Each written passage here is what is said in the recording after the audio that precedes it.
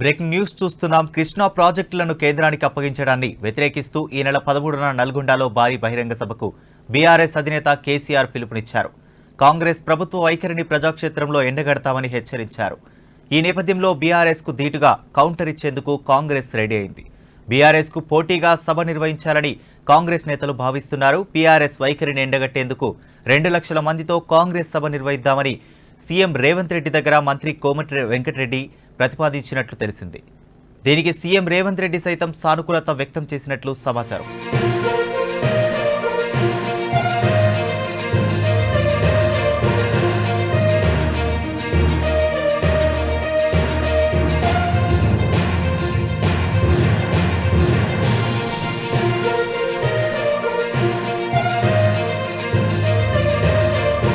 కృష్ణా ప్రాజెక్టులను కేంద్రానికి అప్పగించడాన్ని వ్యతిరేకిస్తూ ఈ నెల 13న నల్గొండలో భారీ బహిరంగ సభకు బీఆర్ఎస్ అధినేత కేసీఆర్ పిలుపునిచ్చారు.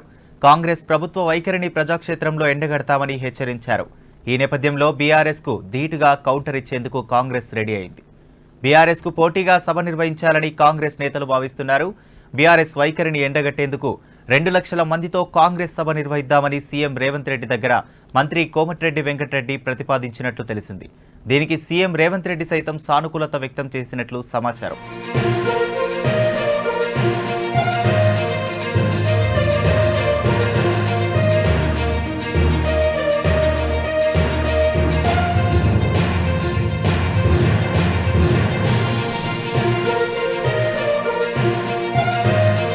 ఈ అంశానికి సంబంధించి మరింత సమాచారం మా ప్రతినిధి క్రాంతి ఫోన్ లైన్లో అందిస్తారు. చెప్పండి క్రాంతి.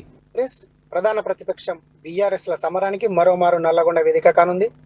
పోయిన అసెంబ్లీ ఎన్నికల్లో అత్యధిక స్థానాలను గెలుచుకున్న కాంగ్రెస్ ను ఈ జిల్లా నుంచే దెబ్బ కొట్టాలన్న వ్యూహంలో బీఆర్ఎస్ ఉంది.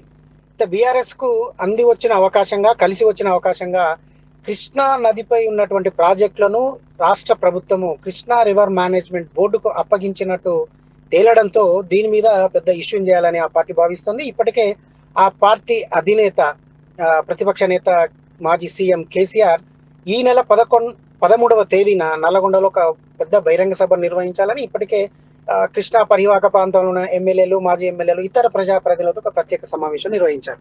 అయితే దీనికి ప్రతిగా కాంగ్రెస్ కూడా ఏమీ తగ్గేటట్టు కనిపించడం లేదు. కారణం నిన్నటికి నిన్న జరిగిన కాంగ్రెస్ ఎన్నికల కమిటీ సమావేశంలో కృష్ణా నదిపై ఉన్నటువంటి ప్రాజెక్టులను తమ ప్రభుత్వము కృష్ణా రివర్ మేనేజ్మెంట్ బోర్డుకు ఏమి అప్పగిస్తూ నిర్ణయం తీసుకోలేదు. కానీ కాళేశ్వరంలో జరిగిన అవినీతిని తాము ఎక్కడ బయట పెడతామనో ఈ విజిలెన్స్ విచారణను అడ్డుకునేందుకు ఒక దుష్ప్రచారం చేస్తూ ప్రజల్లోకి వెళ్తుందన్నటువంటి వాదనను ప్రజల్లోకి తీసుకోవాలని కాంగ్రెస్ భావిస్తుంది. దీనిలో భాగంగానే ఆ పార్టీ కూడా నల్లగొండలో ఒక పెద్ద బహిరంగ సభను నిర్వహించాలన్న ఆలోచనలో ఉన్నట్టు సమాచారం అందుతుంది. కనీసం 2 లక్షల మందికి తగ్గకుండా జనాన్ని సమీకరించి తమ పార్లమెంటు ఎన్నికల ప్రచారాన్ని కూడా ఈ జిల్లా నుంచే ప్రారంభించాలని భావిస్తుంది. ఇప్పటికే ఆదిలాబాద్ జిల్లా ఇంద్రవెల్లిలో తొలి సభను నిర్వహించిన కాంగ్రెస్ అదే స్థాయిలో నల్లగొండ నుంచి ముఖ్యంగా దక్షిణ తెలంగాణలో తమ పట్టును నిరూపించుకునేలా ఇక్కడ ఒక పెద్ద బహిరంగ సభ నిర్వహించాలని ఇక్కడి ఆ సమావేశానికి సోనియా గాంధీ లేదంటే ప్రియాంక గాంధీ, రాహుల్ గాంధీ ఎవరినొకరిని తీసుకొచ్చి బీఆర్ఎస్ కు ధీటైనటువంటి ఒక సమాధానాన్ని ఇవ్వాలన్నటువంటి యోచనలో ఆ పార్టీ ఉంది. అయితే నిన్నటికి నిన్న బీఆర్ఎస్ నాయకత్వము నల్లగొండలో 13వ తేదీన సమావేశాన్ని ఒక బహిరంగ సభ నిర్వహించాలని బయట పెట్టిన మరుక్షణంలోనే ఇక్కడ స్థానిక ఎస్పీ ఇచ్చినటువంటి ఒక ఆర్డర్ వివాదాస్పదమైంది. కానీ అది సర్వసాధారణంగా ఖచ్చితంగా ఏ రాజకీయ పార్టీ బహిరంగ సభ నిర్వహించినా ఎస్పీ అనుమతి తీసుకోవాల్సి ఉంటుంది. ఎస్పీకి లేఖ రాయడం ద్వారా ఆమె ఇప్పటికే, ఎందుకంటే ఈ సభలకు సమావేశాలకు అనుమతులు ఇవ్వాల్సింది డిఎస్పీ. ఇప్పుడు బీఆర్ఎస్ ఇచ్చినటువంటి ఒక లేఖను ఇప్పటికే ఆమె స్థానిక డిఎస్పీకి పంపించారు. అయితే అది 24 గంటల్లో పర్మిషన్ ఇవ్వచ్చు అని కూడా చెప్తున్నారు. లేదంటే అతి తక్కువ సమయంలో కూడా పర్మిషన్ ఇచ్చే అవకాశం ఉంటుంది. ఏ పార్టీ బహిరంగ సభ నిర్వహించినా ఖచ్చితంగా అనుమతి తీసుకోవాల్సి ఉంటుంది. అయితే ఈ పోలీస్ యాక్ట్ అనేది, అంటే సభలు సమావేశాలు తీసుకోవడానికి ఖచ్చితంగా పోలీసుల అనుమతి ఉండాలి అన్నటువంటి యాక్ట్ ప్రతి జిల్లాలో అమల్లో ఉంటుంది. దాన్ని కావాలని ఒక బీఆర్ఎస్ నాయకత్వం వివాదం చేస్తుంది అన్నటువంటి ప్రచారం కూడా జరుగుతుంది. అయితే వీరంతా కూడా ప్రస్తుతానికి బీఆర్ఎస్ నాయకత్వము ఈ ఎస్పీకి లేఖ రాసిన తర్వాత ప్రభుత్వం నుంచి, అంటే ముఖ్యంగా పోలీసుల నుంచి తమకు అనుమతి వస్తుందా లేదా అన్నటువంటి వెయిటింగ్ లో ఉన్నారు. కానీ మొత్తంగా ఇప్పుడు నల్లగొండ జిల్లా కేంద్రంగా మరొక మారు రాష్ట్ర రాజకీయాలు వేడెక్కుతున్నాయి. గతంలో కృష్ణా నది పరివాహక ప్రాంతంలో ముఖ్యంగా కోదాడ నుంచి నాగార్జున సాగర్ వరకు అప్పటి టిఆర్ఎస్ నేత ప్రస్తుత మాజీ సీఎం కేసీఆర్ ఒక పాదయాత్ర కూడా చేశారు. అదేవిధంగా ఫ్లోరైడ్ కి సంబంధించి పాదయాత్ర కూడా చేశారు.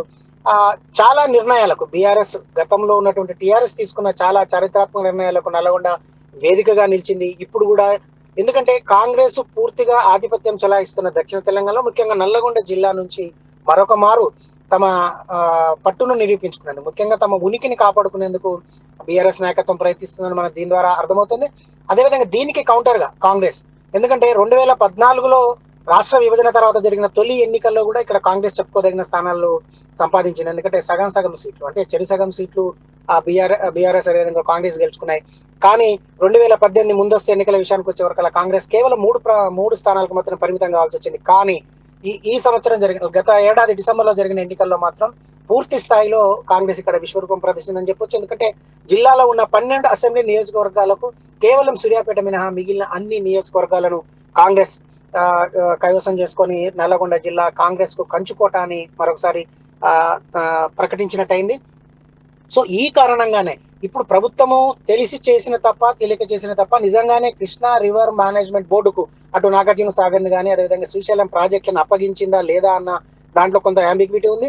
కానీ బీఆర్ఎస్ వర్గాలు చెప్తున్న ప్రకారం ఖచ్చితంగా జరిగింది ఈ నెల జనవరి 17వ తేదీన ఢిల్లీలో కృష్ణా రివర్ మేనేజ్మెంట్ బోర్డుతో జరిగిన సమావేశంలో స్థానిక అధికారులు ఈ మేరకు సంతకాలు చేశారు. అంటే రాష్ట్ర ప్రభుత్వ అధికారులు సంతకాలు చేశారన్న విషయం బయటికి రావడాన్ని కూడా వీళ్ళు ప్రస్తావిస్తున్నారు. అంటే మొత్తంగా కృష్ణా రివర్ మీద ఉన్నటువంటి ప్రాజెక్టులను తీసుకుపోయి కేంద్రం చేతుల్లో పెట్టడం అంటే రాష్ట్ర జుట్టును కేంద్రానికి అందించడమే అవుతుంది అన్నటువంటి ఒక విమర్శ బీఆర్ఎస్ వర్గాల నుంచి వస్తుంది. కానీ కాంగ్రెస్ మరొక వాదన వినిపిస్తుంది. ఇది కావాలని ఏపీ అప్పటి ప్రస్తుత సీఎం జగన్, అప్పటి తెలంగాణ సీఎం కేసీఆర్ ఎన్నికల ముందు ఆడిన డ్రామాలో భాగంగానే నాగార్జున సాగర్ మీద ఒక యుద్ధ వాతావరణం నెలకొంది అన్నటువంటి అంశాన్ని వీరు ప్రస్తావిస్తున్నారు. ఎందుకంటే ఓటింగ్ కు కొద్ది రోజుల ముందు, ఆ ఓటింగ్ కు జరిగే కంటే ముందు రోజు జరిగినటువంటి ఈ పరిణామం కేవలం మరొకసారి తెలంగాణ సెంటిమెంట్ రెచ్చగొట్టేందుకు చేసిన ప్రయత్నంగా వీళ్ళు భావిస్తున్నారు.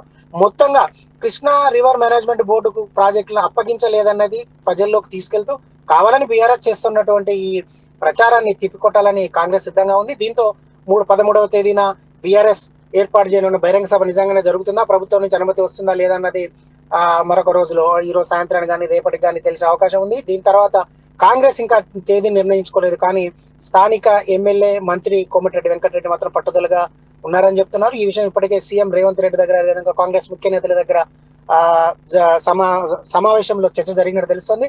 సో బీఆర్ఎస్ సమావేశం జరిగిన తర్వాత, బీఆర్ఎస్ బహిరంగ సభ జరిగిన తర్వాత దానికి ధీటుగా కాంగ్రెస్ కూడా నల్లగొండలోనే మరొక బహిరంగ సభను మాత్రం నిర్వహించే అవకాశం ఉంది. ఆ బహిరంగ సభను ఎన్నికల శంకారావంగా ఉపయోగించుకునే అవకాశం ఉంది. ఎందుకంటే దక్షిణ తెలంగాణ నుంచి, ముఖ్యంగా ఖమ్మం లేదా నల్గొండ జిల్లాల నుంచి సోనియా గాంధీని పోటీ చేయించాలన్న ఆలోచన కాంగ్రెస్ నాయకత్వం ఉంది. ఇప్పటికే ఆ పార్టీ సీఎం అదేవిధంగా ఇతర నాయకులు సోనియా గాంధీని, రాహుల్ గాంధీని ఈ మేరకు అభ్యర్థించారు. వారు ఏదో ఒక స్థానాన్ని ఎంచుకోవాల్సింది. సో మొత్తంగా ఇక్కడ నుంచి వచ్చే పార్లమెంట్ ఎన్నికల్లో కనీసం 12 సీట్లను ఆశిస్తున్నటువంటి కాంగ్రెస్ మొత్తంగా మరొకసారి పైచేయి సాధించేందుకు, దక్షిణ తెలంగాణలో తమ పట్టు నిరూపించుకునేందుకు నల్లగొండను ప్రధాన కేంద్రంగా చేసుకొని రాజకీయాలు చేయనుందనేది మనకు దీన్ని బట్టి అర్థమవుతుంది.